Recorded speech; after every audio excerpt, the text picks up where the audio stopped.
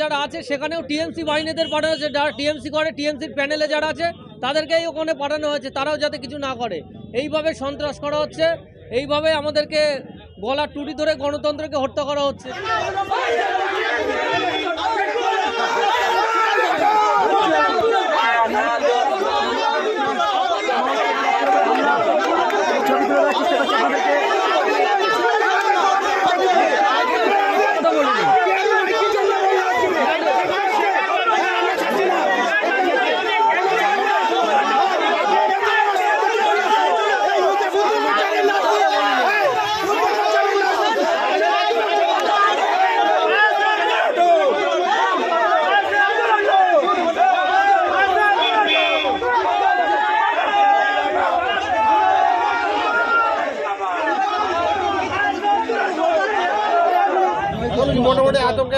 হ্যাঁ, খুবই আতঙ্কে আছি, ঠিক আছে। আর এখন যে আমরা যাবার জন্য এখনো প্রস্তুত, কিন্তু গিয়ে কোনো লাভ হবে না। অলরেডি একটা বুথে যদি 800 থাকে, ভোট থাকে, তার মধ্যে 550 অলরেডি ছাপ্পা মেরে নিয়েছে। এখন গিয়ে কোনো কাজ হবে না। আমরা চাই নতুনভাবে আবার ভোট হোক। আপনারা বলছেন রিপোলের দাবি করছেন, কিন্তু লোকসভা ভোটেও বহু জায়গায় রিপোলের দাবি করেছে, কিন্তু যে বুথের পোলিং এজেন্ট যারা অফিসাররা থাকে তারা যদি বলে যে হ্যাঁ ভোটের গন্ডগোল আছে, তাছাড়া তো ইলেকশন কমিশন রিপোলিং দেবে না। আপনারা ভালো করে জানেন যে ওখানে যারা আছে সেখানেও টিএমসি বাহিনীদের পাঠানো হয়েছে, যারা টিএমসি করে, টিএমসির প্যানেলে যারা আছে তাদেরকেই ওখানে পাঠানো হয়েছে, তারাও যাতে কিছু না করে। এইভাবে সন্ত্রাস করা হচ্ছে, এইভাবে আমাদেরকে গলার টুটি ধরে গণতন্ত্রকে হত্যা করা হচ্ছে, যাতে আমরা কিছু না করতে পারি, ভোট না দিতে পারি আমাদের সাধারণ জনগণ। কি করে বসাবো এখন? আর অলরেডি তো ভোট ছাপ্পা মেরে সব নিয়ে নিয়েছে, হাফ হাফ হয়ে গেছে, তো এখন কি করে বসাবো? প্রথমবার গেছি দিতে দেয়নি, দ্বিতীয়বার গেছি, দ্বিতীয়বার আমরা ব্যর্থ, এখন কি করে বসাবো বলুন আপনারা? কেন্দ্র বাহিনী নেই তো ওখানে, কোনো রকম কেন্দ্র বাহিনী নেই।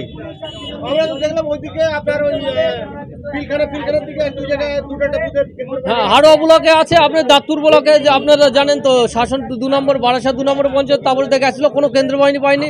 এনাদেরকে হুমকির মুখে পড়তে হয়েছে এবং মারধর করার মতো প্ল্যান করেছিল। তারা প্রাণের তাগিদে চলে এসছে ওখান থেকে, ভয়ে পালিয়েছে। পাঠানো হয়েছে, সেটা এখানে শিখবে, তাদেরকে ইউজ করা হয়নি, সেটা ব্যর্থ নির্বাচন কমিশনার। আপনারা কি তৃণমূলের তরফ থেকে রিপ্রেজেন্টেশন করছেন? ইয়েস। কত নম্বর বুথে? 203 নম্বর বুথ, পূর্ব মাদারতলা। এলাকার নাম পূর্ব মাদারতলা। বিরোধীরা অভিযোগ করছেন বিজেপির বিমল দাস সহ আইএসএফের যে প্রার্থী রয়েছে পিয়ারুল ইসলাম, যে বিক্ষিপ্তভাবে বিভিন্ন জায়গায় শাসক দল অর্থাৎ তৃণমূল ভোটের এজেন্ট বসতে দিচ্ছে না, ছাপ্পা ভোট দিচ্ছে। এটা আপনাদের এখানে সেরকম কিছু? আচ্ছা, আপনার তো এখানে এসছেন, বিরোধীরা তো অভিযোগ দিনের পর দিন করে যাচ্ছে। ভোট আসলে ওদের অভিযোগটা ভোটের সময় হয়, কিন্তু আমি বলতে যাচ্ছি, আমি তো এই ভোট কেন্দ্রের সামনেই আছি, প্রায় একটু দূরত্ব আছি, তো কেন্দ্র বাহিনী ওখানে আছে ভোট কেন্দ্রে। তা আপনারা একটু শুনুন তো, যে কেন্দ্র বাহিনীর সামনে যে এখানে কোনো টিএমসি কোনো ছেলে বিরোধীর ওপর আক্রমণ করেছে, বলুন। এই মিথ্যা অভিযোগ।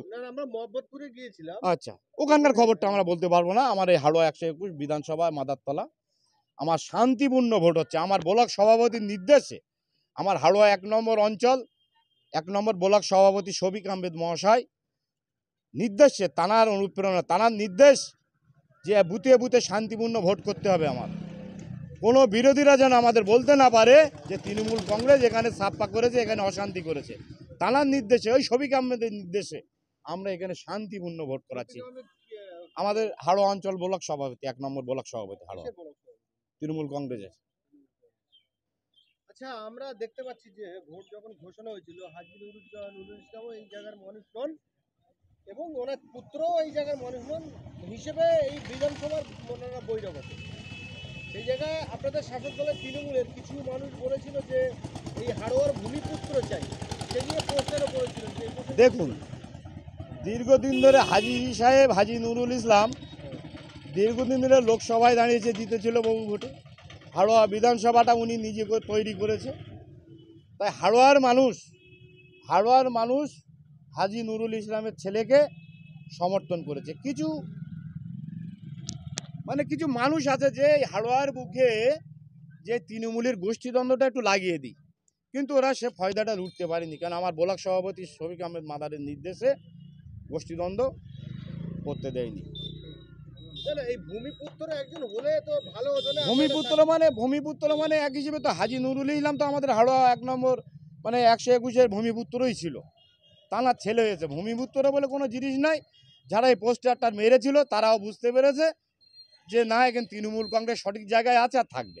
একটা জিনিস আপনাকে বলি, 2021-এ বিধানসভা ভোট হয়েছে, তখন হাজি নুরুল ইসলামকে আপনারা ভোট দিয়েছেন। হ্যাঁ, 2024-এ আবার বিধানসভা হচ্ছে, আবার 2024-এ লোকসভা ভোট হয়েছে, আবার 2024-এ ফের লোকসভা ভোটে ভোট দিতে হবে। যে কোনো দিনে লোকসভার মানে দিনক্ষণ ঠিক হয়ে যাবে। কি বলবেন এই প্রসঙ্গে? কোনো ব্যাপার নেই, কালকে হলে কালকে ভোট, আমরা প্রস্তুত। তাতে মা বোনেরা একদম তৈরি আছে তৃণমূল কংগ্রেস জোড়াফুল চিহ্নে ভোট দেওয়ার জন্য।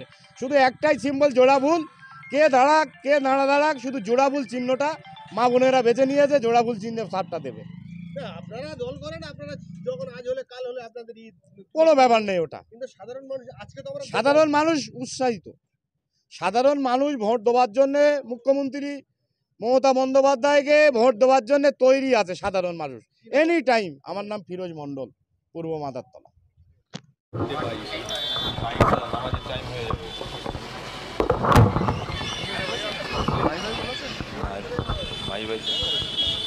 হ্যালো, আজকের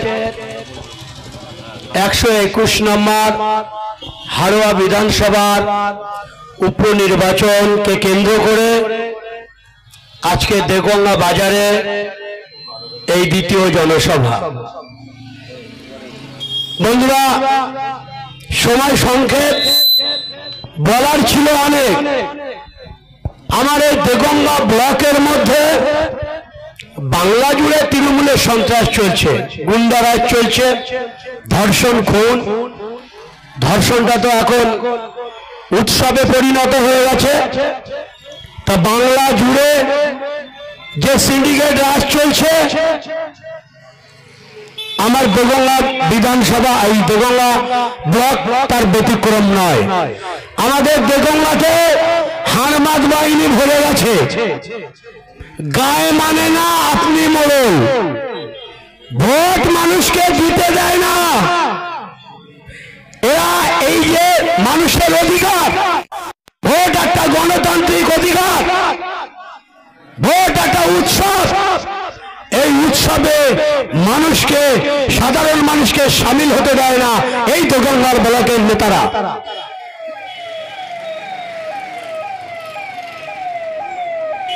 এই উৎসবকে তারা, যে জনগণ ভোট দিতে যাবে তাদের পরিচয়পত্র কেড়ে নেয়,